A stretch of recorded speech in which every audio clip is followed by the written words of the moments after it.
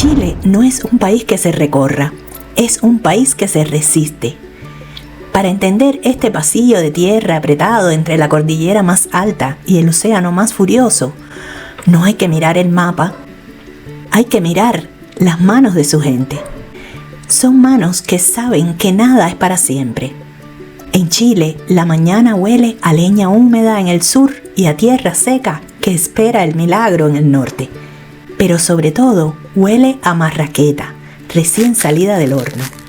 Es ese pan crujiente que se comparte en una mesa donde siempre hay un espacio para el que llega, aunque afuera el mundo se esté cayendo. Existe un concepto que define al chileno: la resiliencia silenciosa de los Andes. No es la alegría estrepitosa de otros rincones de América, es una sobriedad elegante, un hacerse el ánimo. El chileno saluda con un buen apo, una economía de palabras que esconde una lealtad inquebrantable. Es un pueblo que habita una metáfora constante: vivir sobre una tierra que se mueve, que tiembla, que recuerda cada rato que somos huéspedes de la naturaleza y no sus dueños. Esa es su idiosincrasia, una mezcla de melancolía marina y dureza minera. Es la soledad del ovejero en la Patagonia, que habla con el viento, y la astucia del comerciante en el mercado central de Santiago, que te ofrece un mariscal como si fuera una pócima de inmortalidad. Chile es el único lugar donde la palabra terremoto es a la vez una tragedia histórica y un trago dulce que se toma con helado de piña. Así de compleja es su alma. Para entender la fuerza de Chile hay que viajar a un rincón donde la tierra parece tocar el cielo, el Valle del Elqui. Allí, a finales del siglo XIX, nació una niña llamada Lucila Godoy Alcayaga. El mundo la conocería después como Gabriela Mistral, la primera latinoamericana en conquistar el Nobel de Literatura. Pero su historia no comenzó entre aplausos, sino entre el regazo y la ceniza. Lucila no fue la elegida del sistema, fue la marginada. Imagina a una mujer joven, de mirada intensa y manos grandes, a la que se le prohibió estudiar en la escuela normal de preceptoras, porque sus escritos eran considerados paganos y su pensamiento demasiado libre para la época. Ella no tenía títulos, pero tenía la palabra. Se formó a sí misma bajo la luz de las velas, escribiendo poemas en los márgenes de cuadernos de contabilidad. El conflicto de Gabriela fue una lucha feroz contra la soledad. Mientras el mundo celebraba su genio, ella cargaba con la herida de un amor trágico y la paradoja de ser llamada la Madre de América. Sin haber tenido nunca un hijo propio, se convirtió en la maestra de los hijos de otros, recorriendo Chile de norte a sur, desde el desierto de Antofagasta hasta los hielos de Magallanes.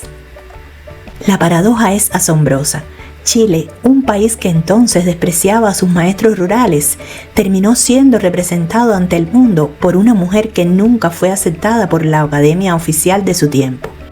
Gabriela tuvo que irse para ser vista.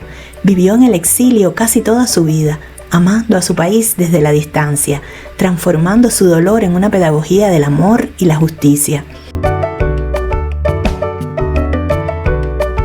Viajemos ahora al altiplano, a casi 4.000 metros de altura, donde el oxígeno escasea y el sol quema con una luz blanca, casi irreal.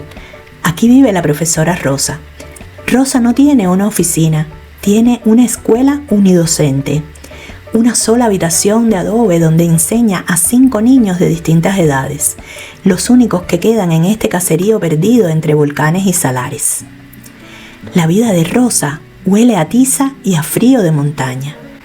Cada lunes ella viaja 6 horas en una camioneta destartalada solo para llegar a su escuela. ¿Qué motiva a una mujer a dejar la comodidad de la ciudad para enseñar a leer en el lugar más seco de la tierra? No es el sueldo, que apenas cubre sus gastos. Es la convicción de que si ella no está, el futuro de esos 5 niños se evaporará como el agua en el desierto. Hace unos años, una nevada histórica bloqueó los caminos durante 2 semanas.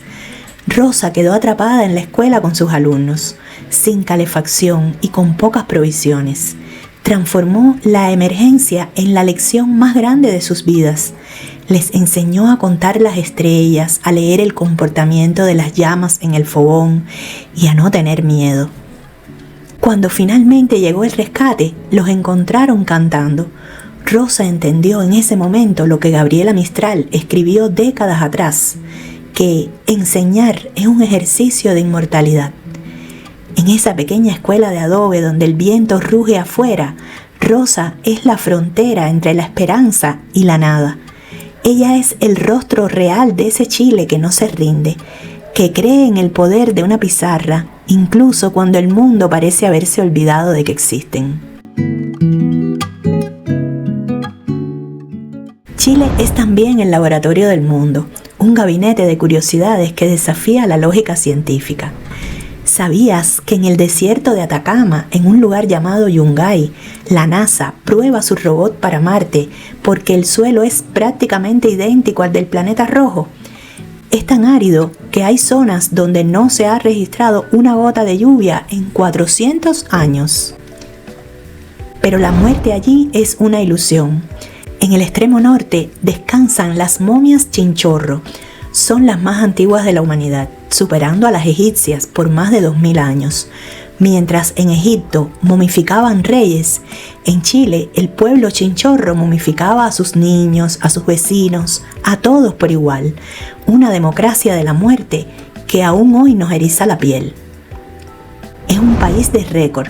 Tiene la piscina más grande del hemisferio, el edificio más alto de Sudamérica y la mayor reserva de agua dulce del mundo fuera de los polos, en los campos de hielo sur.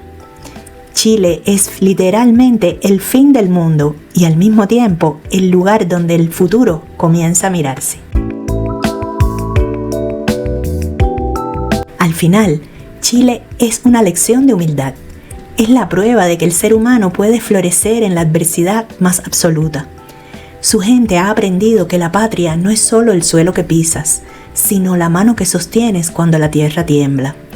Es esa capacidad de reconstruir la casa, el puerto o la vida una y otra vez con una sonrisa cansada, pero una voluntad de hierro. Vivir en Chile es entender que somos pequeños frente a la montaña, pero gigantes cuando nos unimos. Es la poesía de Gabriela Mistral volando sobre los glaciares y el grito de ¡gol! En un estadio que hace olvidar las penas. Chile es el reino de lo posible en una geografía imposible. Nos enseñan que no importa cuántas veces caigas, lo importante es cómo te levantas para ver el próximo amanecer sobre los Andes. Soy Luisa.